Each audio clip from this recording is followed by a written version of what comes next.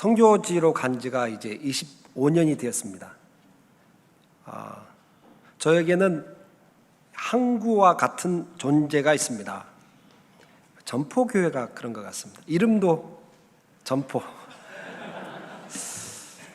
참 여러분들이 기도와 관심이 저희들을 살게 하는 것을 정말 진심으로 고백합니다. 부족하고 무익한 저희들을 위해서 기도해 주시고 또 사랑해 주시고 후원해 주셔서 정말 감사합니다. 와서 보고 사실 좀 놀랐는데요. 지금 그 코로나 바이러스 이후로 그 거리두기로 예배를 드리는 적지 않은 교회들, 특히 대형 교회들이 큰 고민이 뭐냐면 예상보다 성도님들이 출석이 현저하게 떨어진 거예요. 평소보다 작은 자리임에도 불구하고 다 차지 않았다는 얘기를 들었는데 10시 반에 이미 자리가 다 찼어요. 하나님을 사랑하는 교우님들의, 성도님들의 모습인 것을 확인하고 정말 감사를 드렸습니다. 이 땅에 많은 백성들이 우리 전포교회 성도님처럼 주님을 기뻐하고 예배하는 날들을 진심으로 소망합니다. 한국이 이제 많은 나라에 다양한 물건을 팔고 있습니다. 그 중에 하나가 라면이에요. 라면. 옛날에 삼양라면 하나만 있었는데 지금은 뭐 너무너무 다양한 라면이 나왔고 회사도 굉장히 많아진 것 같아요. 우리 태국도 옛날에는 특별한 마켓에만 라면이 있었는데 지금은 세븐일레븐, 뭐 큰 마켓은 물론이고 한국 라면들이 있습니다. 이게 가격이 싸지가 않아요. 태국 라면보다 적어도 5배 이상 되는데도 소비자가 굉장히 많습니다. 정말 한국 라면이 대단한 것 같습니다. 여러분 생각하실 때 정말 좋은 라면, 가장 좋은 라면이 뭐예요? 예수와 함께.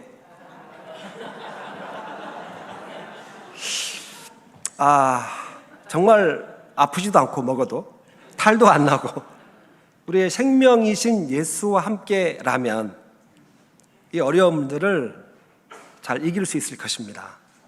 사실 이 땅이 이 예수와 함께 라면을 원하고 있습니다.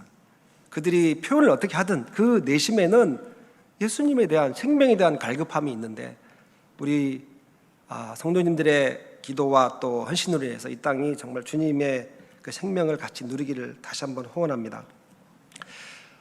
지금은 세상이 경험하지 못한 시대에 살고 있습니다. 그 세계 초강대국들이 손을 못 쓰고 있습니다. 유럽의 국가들도 처절하게 그 자신의 부족함을 느끼고 있습니다. 그렇게 동경했던 국가들, 미국, 영국, 프랑스, 스웨덴, 벨기움, 이태리. 미국 뉴욕이 그렇게 큰 피해를 입으리라고 누가 생각을 했었겠습니까? 세계의 수도라고 얘기합니다. 유엔에 사무실이 있고 정말 중요한 세계 기구들이 밀집되어 있는 뉴욕이 그렇게 처참하게 당했습니다.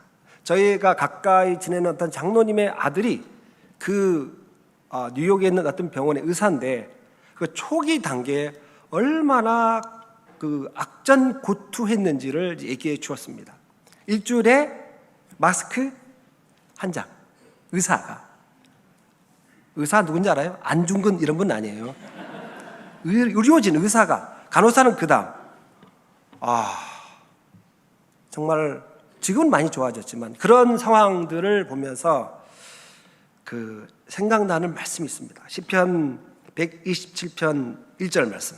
여호와께서 집을 세우지 아니하시면 세우는 자의 수고가 헛되며 여호와께서 성을 지키지 아니하시면 파수꾼의 깨었음이 헛되도다.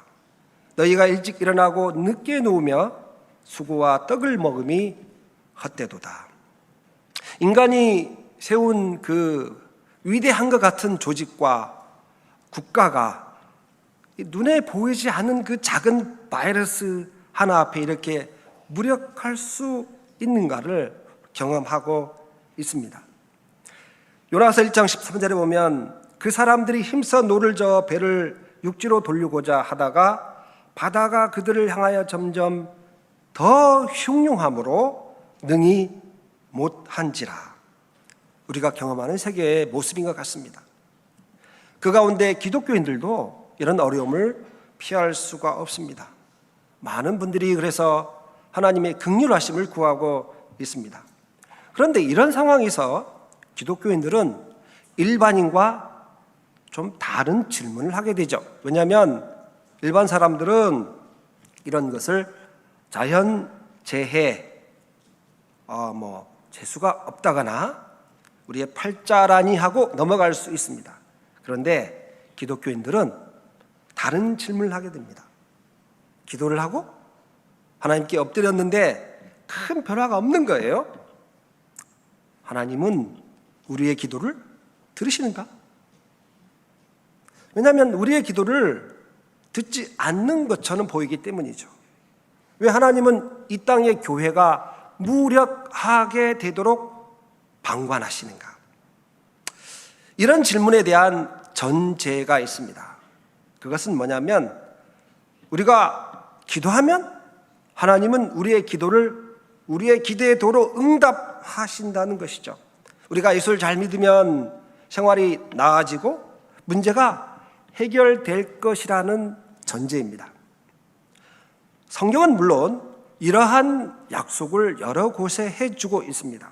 그리고 우리 주위에 이런 많은 사람들의 고백들이 있습니다.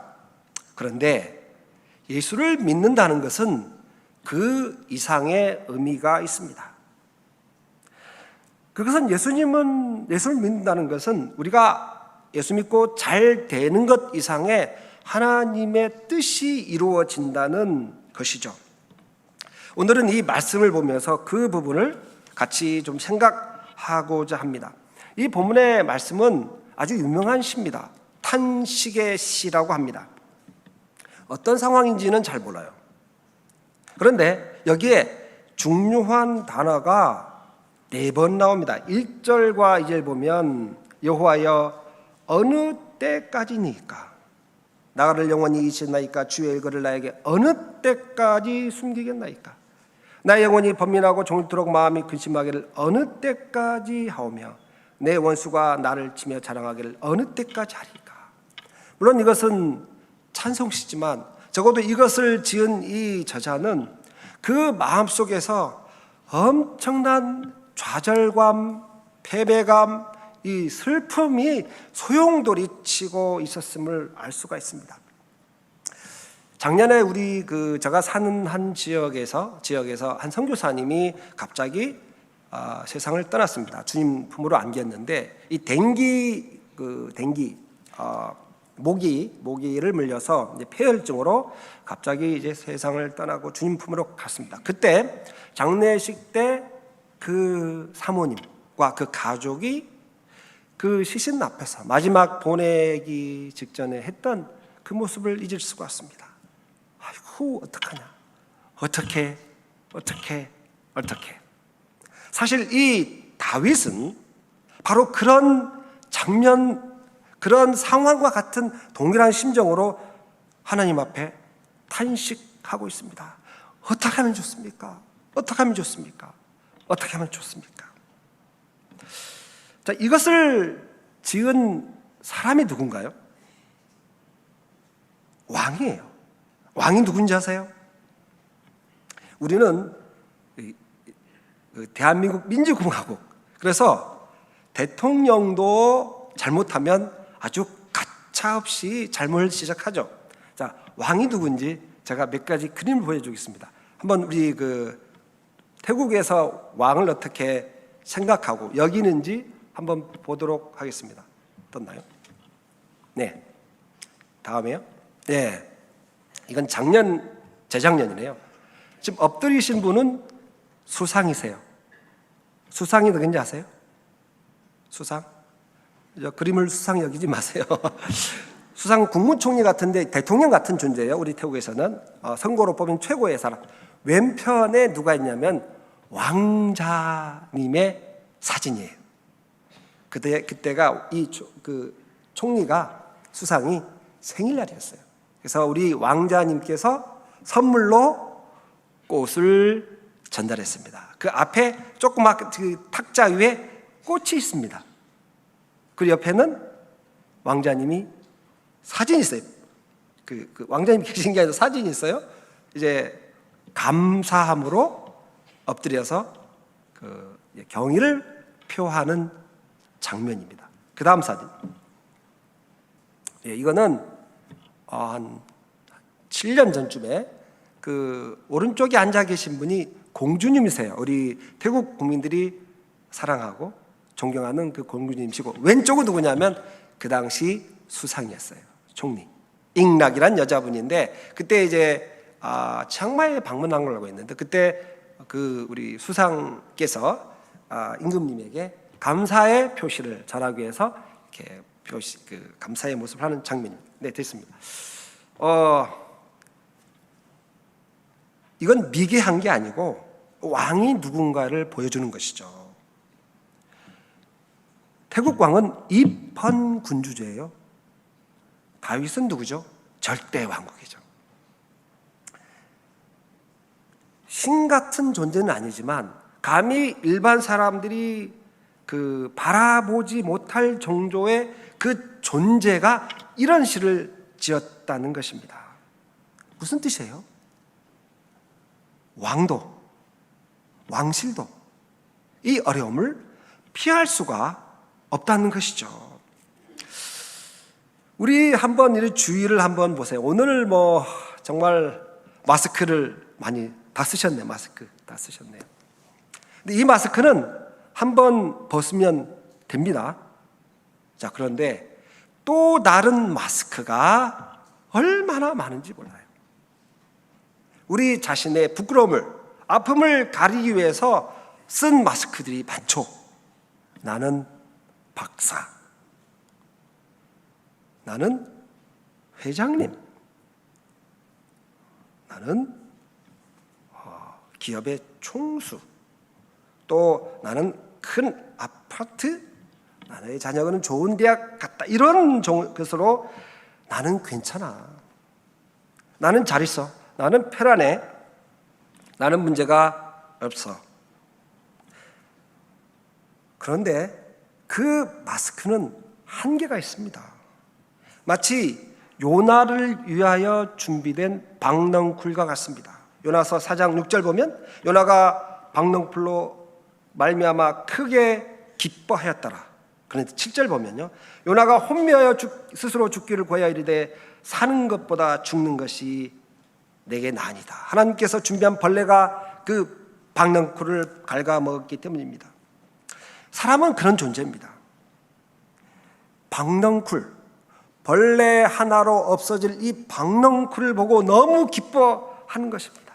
그렇지만 그게 없어졌을 때 나는 끝낸 인생이야 라고 고백하는 것이죠. 무슨 얘기냐면 우리 사람들은 연약한 존재이고 문제를 피할 수 없다는 존재들입니다. 가난한 사람들 문제 있습니다. 부자들도 문제가 있어요. 평범한 사람들 문제가 있습니다. 특출한 사람들도 문제가 있습니다. 종도 문제가 있죠. 주인도 문제가 있습니다. 신하도 문제가 있습니다. 왕도 문제가 있습니다. 이것을 잘 아는 그 표현이 13절 제목에 나왔어요. 다윗의 시 인도자를 따라 부르는 노래. 이게 한 사람의 고백이 아니란 것이죠. 전체 이 그 군중들이, 하나님의 백성들이, 이스라엘 백성들이 같이 그 노래를 하는 것입니다. 그런데 이 노래를 부를 때 이 사람들이 어땠을까요? 그 문제는 우리 왕의 문제일 뿐이야 라고 생각했을까요? 그렇지 않습니다. 이심 전심, 그들 안에도 여전히 동일한 문제가 있다는 것입니다. 그 당시 전쟁이 아주 빈번했습니다. 제가 볼 때 그 자리에 앉아서 노래를 부르는 사람 중에 이 친척 가운데 또는 친형제나 자녀들 가운데 전쟁에 출정해서 아마 죽음을 당하지 않은, 경험하지 않은 가족들은 아마도 한 명도 없었을 것 같습니다. 사람이 누구인가를 잘 표현한 단어가 있습니다. 마태복음 11장 28절. 수고하고 무거운 짐진 자들아. 예수님이 보는 인간이 누구의 인간은 이해입니다. 우리 모두는 수고하고 무거운 짐을 벗어날 수가 없습니다. 사실 우리들의 찬양에도 찬송에도 이런 그 시편 13편과 같은 찬양이 많이 있어요. 288장. 천부여 의지 없어서 손들고 옵니다. 주 나를 박대하시면 어떻게 하리까? 493장. 하늘 가는 밝은 길이 내 앞에 있으니 슬픈 일을 많이 보고 늘 고생하여도 하늘 영광 밝음이 어두운 그늘 해치니 예수 공로 의지하여 항상 빛을 보도다. 내가 염려하는 일이 세상에 많은 중 속에 근심 밖에 걱정 늘 시험하여도. 이게 이런 찬양할 때 여러분 어떠세요? 이거는 김집사의 일이지. 이거는 이 장로님이 일이지. 나는 아니야. 이렇게 생각하세요? 사실 우리도 이심전심 그렇게 고백하고 있습니다. 이게 우리의 인생이라는 것이죠. 이렇다고 해서 우리가 염세주의자거나 허무주의라는 것이 아닙니다. 현실에 기초하면서도 이 하늘에 뿌리를 박은 이 양국 백성이 겪게 되는 피할 수 없는 존재, 이게 우리라는 것입니다. 하나님 나라를 경험하지만 이 땅에서 도대체 모르겠어요. 어떤 건지 모르지만 겪게 되는 그 슬픔과 아픔을 같이 우리 안에 짊어지고 경험해 가는 것, 이것이 우리 사람이라는 것입니다. 자, 그런데 성경은 이렇게 끝나지가 않아요. 이 5절과 6절 그리고 1절에서 4절까지는 이게 분위기가 확 달라집니다. 5절 6절 보면 나는 오직 주의 사랑을 의지하여 싸우니 나의 마음은 주의 구원을 기뻐하리이다. 내가 여호와를 찬송하리니 이는 주께서 내게 은덕을 베푸심이다. 극적인 그 변화가 있었던 것 같아요. 탄식하다가 슬퍼하다가 갑자기 하나님을 찬양하고 있습니다. 이게 어떻게 가능했을까?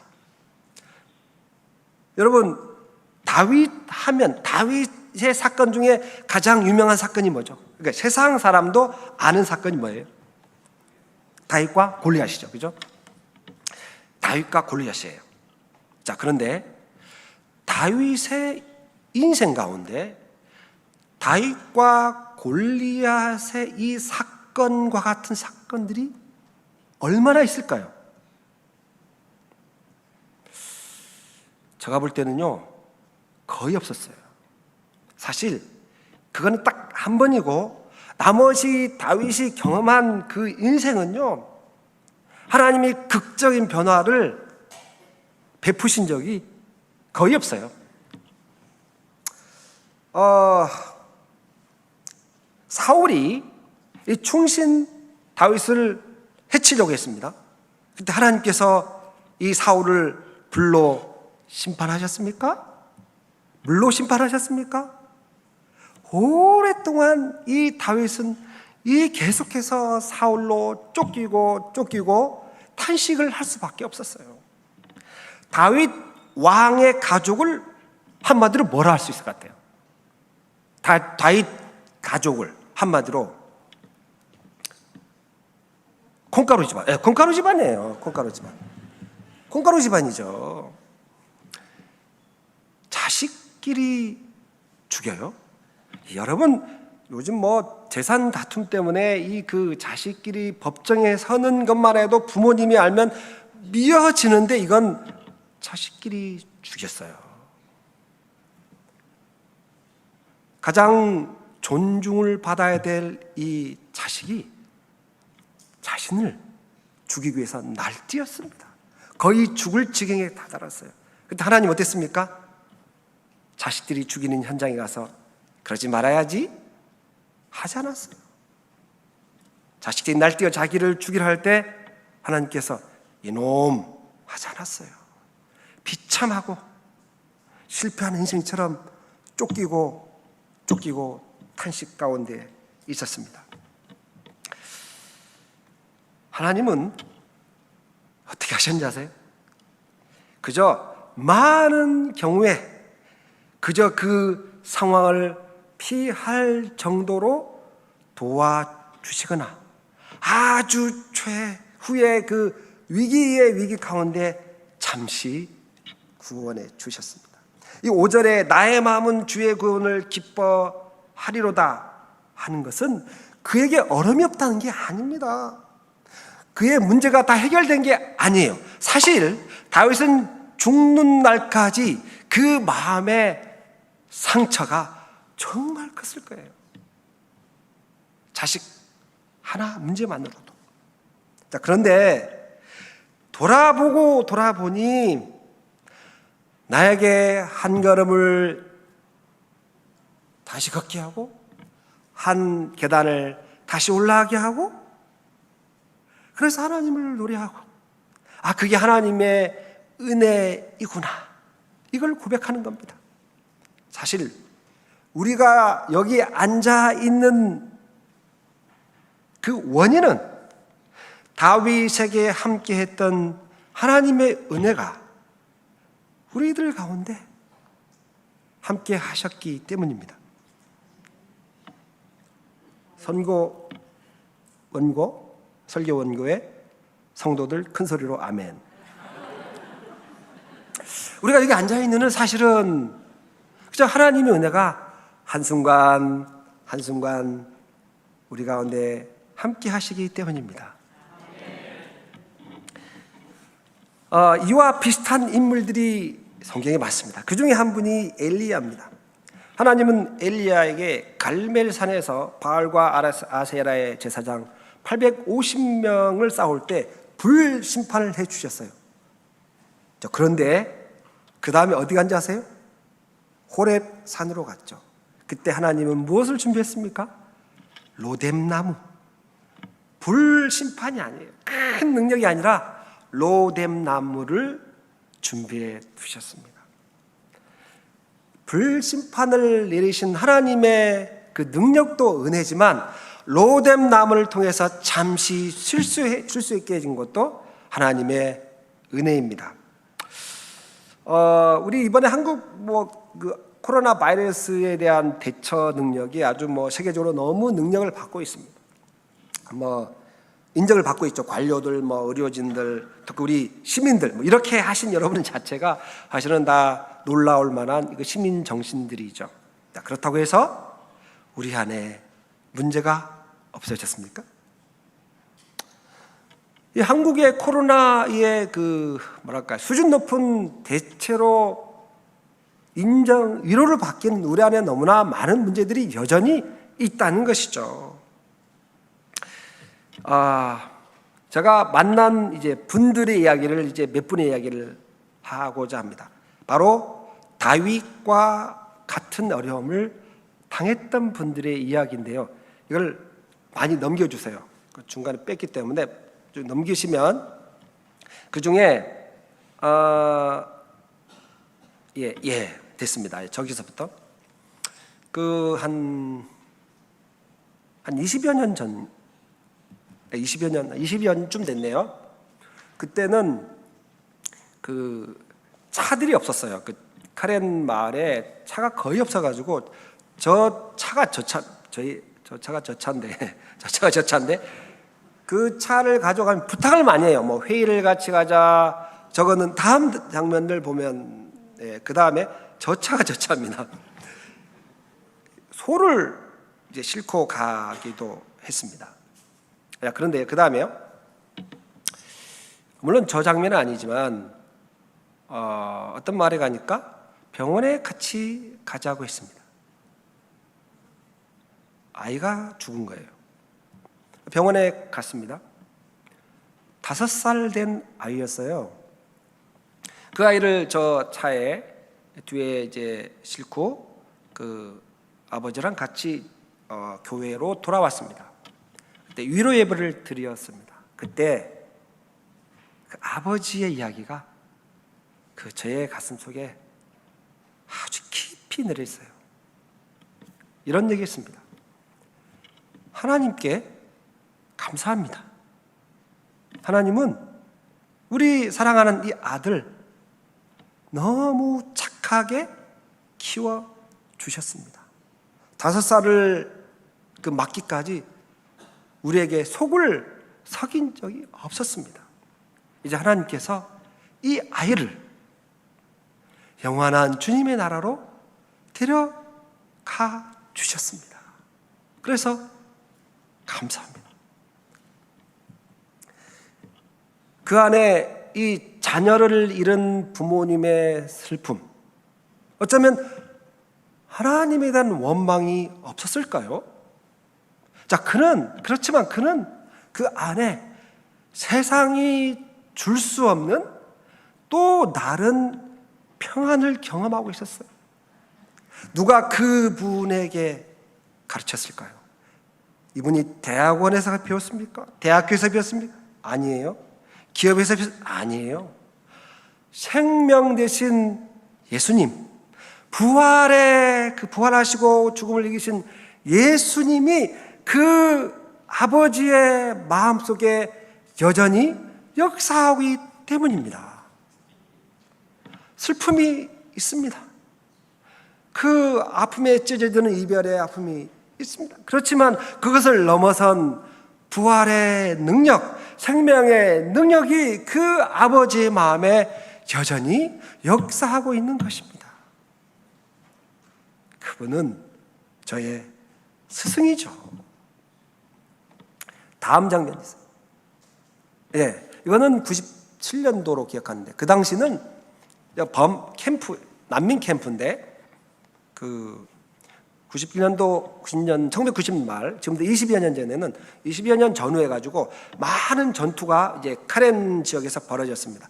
그래서 이제 태국으로 적지 않은 카렌 난민들이 왔는데, 그때 제가 저기 마을에서 한 7km 떨어진 곳에 있었습니다. 아침에 일어나니 이제 그 소식을 들었습니다. 버마에 있는 군인들이 저 캠프에 와가지고 1300호의 캠프였는데, 마을이었는데, 가구였는데 800호가 불을 태운 것입니다. 그래서 사람들이 이제 혹시나 남은 쌀이라든가 혹시 뭐 이걸 이제 주스려고 좀 하고 있었습니다. 여전히 연기가 막 피어오르는 그런 장면이었는데, 그때 그 캠프 리더를 방문하기 위해서 갔습니다. 위로하기 위해서. 그때 그 여인이 뭐라 한지 아세요? 저에게 여전히 평안이 남아 있습니다. 저는 버마 군인들을 미워하지 않습니다. 그들을 위해서 기도하겠습니다. 밤새 도망 다녔습니다. 군인들이 이 사람을 납치해서 끌고 가려고 했기 때문에 잠을 제대로 못 자서 낮에 저런 상황 가운데 잠을 자는데 그 안에 평안이 남아 있었어요. 어쩌면 죽을 수도 있었던 상황, 그 원수 같은 존재들을 여전히 미워하지 않았던 원인은 바로 다윗이 경험한 그 주의 사랑을 의지하고 주의 은덕을 경험하고 있었기 때문입니다. 마지막 우리 한 분 더 소개 다음에 이 대표라고 하는 형제인데 작년 4월경에 만난 형제입니다. 우리 그 카렌 자치 정부가 있는데 거기에 중요한 이제 정부 고위 인사가 몸이 갑자기 안 좋아서 수술을 큰 병원에서 받아야 되기 때문에 제가 있는 치앙마이에 왔습니다. 우리 그 병원에 와서 치료를 받을 때 수행원이 온 거예요. 대표라는 친구가 왔는데, 같이 이제 신방을 가고 자연스럽게 그 형제와 얘기를 하게 됐습니다. 집이 어디셔요? 그리고 집까지 얼마나 걸립니까? 6일 걸린대. 6일. 그래서 6일? 너 잘못 들었나 해서 며칠 가니까 6일. 어떻게 6일입니까? 거기가 있는 그것이 메소시라는 지역인데 그 마을까지 두에라는 마을인데 거기까지 직선거리가 400km쯤 됩니다. 그러니까 부산 그 서울 정도 되겠죠. 이 가는 길을 설명을 해주더라고요. 3일 미얀마는 교통사정이 도로가 안 좋아요. 지금 뭐 좋아지고 있지만 도로가 안 좋으니까 수십 킬로 갈 때 하루씩 가는 거예요. 그래서 3일 반을 차 타고 가요. 중간중간 내리고 밤에는 물론 쉬지만, 그리고 하루 반을 걸어서 갑니다. 그 말이에요. 참 험한 길이죠. 자, 그런데 그의 인생은요, 그가 가는 마을보다 훨씬 더 험한 고통스러운 길을 걸어왔어요. 31살. 많은 일이 있었습니다. 그 형제가 9남매예요. 근데 남아있는 형제는 지금 4남매. 이 5 오누이는 이 전투 속에서 또 이 그 고립 속에서 이렇게 죽어갔습니다. 그 중에 가장 큰 사건은 자기 막내 동생이 죽은 사건이에요. 2002년도 그때는 전투가 정말 많이 일어났어요. 그 말에 미얀마 군이 이제 공격을 자주 했는데 그때도 공격을 했습니다. 우기였어요. 우기가 뭔지 아시나요? 우기는 비가 오는 때입니다. 너무 비가 오지 않는다 우기셔도 비가 와요. 네. 자, 우기예요. 비가 오는데 이 만삭이 됐어요. 공격을 받으니까 밀림으로 피신을 갔죠. 이제 산딸이 차니까 아기를 낳으려고 했습니다. 너무 많이 피를 흘렸어요. 그리고 아기는 나온 중에 뭐가 잘못됐는지 세상을 떠났어요. 엄마도 좀 있다가 세상을 떠났어요. 그리고 그들은 정글도라는 칼로 이렇게 그 밀림의 한 땅을 파서 엄마와 막내 동생을 묻었습니다. 가장 보호받아야 될 대상, 가장 그 존중받아야 될 그 대상이 그냥 이렇게 방치된 게 아니라 그 공격으로 말미암아 세상을 떠나게 됐습니다. 어땠습니까? 질문하니까 그때 일을 생각하고 싶지 않습니다. 그저 앞을 생각합니다. 그러나 그 생각을 하면 마음이 아픕니다. 참 슬픈 인생이죠. 다윗이 경험한 나를 잊으셨습니까? 나를 잊으셨습니까? 라는 그 상황으로 이 가정은 몰아갔습니다. 자, 그런데 그 이야기는 거기서 끝나지가 않습니다. 그대로 정쟁이 좀 소강 상태가 되어지고 그 동생, 그때 이제 막내 동생, 그 당시 8살이었는데 이 아이가 17살 아이가, 그 당시 17살 아이가 18살 아이를 데리고 거기 있으면 도대체 교육을 받을 수 없고 전치가 계속 이어지니까 태국으로 넘어왔어요. 그래서 남미촌에 있는 학교를 가는데 300km였는데 일주일 걸렸대요. 왜냐하면 버마 군 진지가 있고 또 공격을 피해야 되니까 밤에 움직이고 하니까 이제 일주일 걸려서 왔고 거기서 처음으로 공부를 했습니다. 그리고 참 그 사진이 있네요. 한번 보실래요? 이 아버지 오른쪽에 아버지, 왼쪽은 거의 화전하는 데예요. 그래서 전 버마 미얀마인데 미얀마 카렌 지역이에요. 아버지는 그 마을에 30여 호가 되는 교회의 장로님으로 헌신하고 계세요. 아들은 다음 사진 보실래요? 아들은 뭐 오른쪽 아버지고 왼쪽은 이제 길 가다가 식사하는 장면인데 그 아들은 그때 8살 때 엄마와 동생을 잃은 그 아들은 그 마을 동네에 담임 목회자가 됐습니다. 28살, 올해 28살. 제가 그분들의 이야기를 직접 듣지는 못했습니다. 그러나 한 가지 확실한 점은 있어요. 다윗이 탄식하고 하나님 앞에 그 슬픔을 토했지만 그 당시 마음속 한켠에서 주의 구원을 기뻐하고 하나님을 찬송하겠다고 했던 그 다짐처럼 그렇게 했던 하나님께서 그 아버지와 그 아들을 통해서 하나님의 일을 섬기게 해 주시는 것입니다.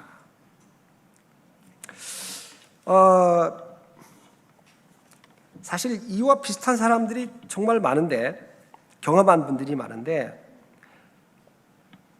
인간적으로 억울하고 분하고 너무 황망스러운 사건들이 있지만, 그래서 탄식할 수밖에 없었지만 하나님의 백성들이 그것으로 끝나지 않는 이야기는 너무나 많이 있다는 것이죠.